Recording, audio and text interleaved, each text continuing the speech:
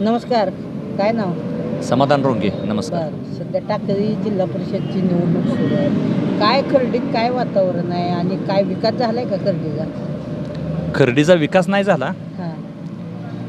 तुम्ही खर्डीचा विकास झालाय का नाही तुम्ही पण तुमच्याकडे कॅमेऱ्यामधनं बघू शकताय, दिसतंयच गावामध्ये विकास आहे का नाही. साध्या मुताऱ्या सुद्धा नाहीत. बरं. तीर्थक्षेत्र फार मोठं आहे सीताराम महाराजांचं. बरोबर आहे की. हजारो भाविक येत आहेत तिथं. हो.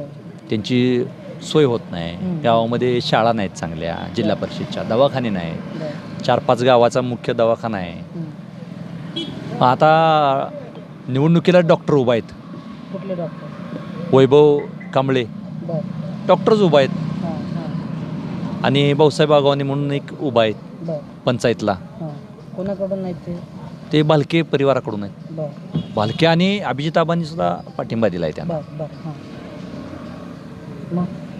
मग काय आता वैभव कांबळे हां. द्यायची निवडून. निवडून द्यायचे? हो 100%. हां. कधी उपयोगाला पडणारी माणसं, हं. अगदी शिक्षित माणसाची गरज आहे. आज राजकारण हे हं.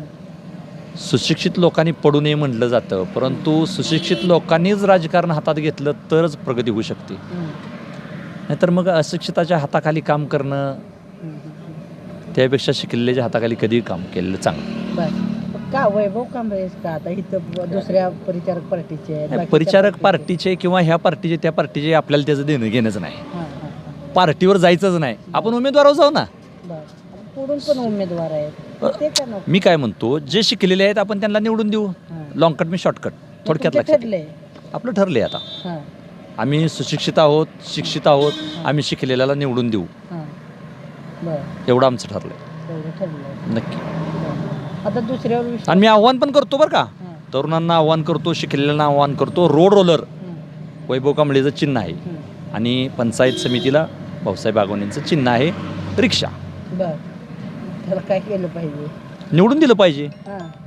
म्हणून मी म्हटलं ना. मी काय म्हणतो तेच का तुम्हाला असं नाही, शिक्षित आहेत, म्हणून?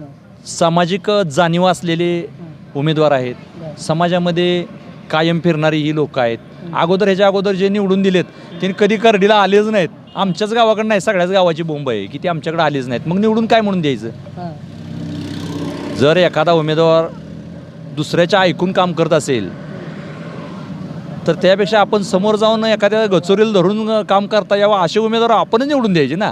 होय. उद्या भांडायला पण आपल्याला मिळावं. बरं. हक्काची माणसं.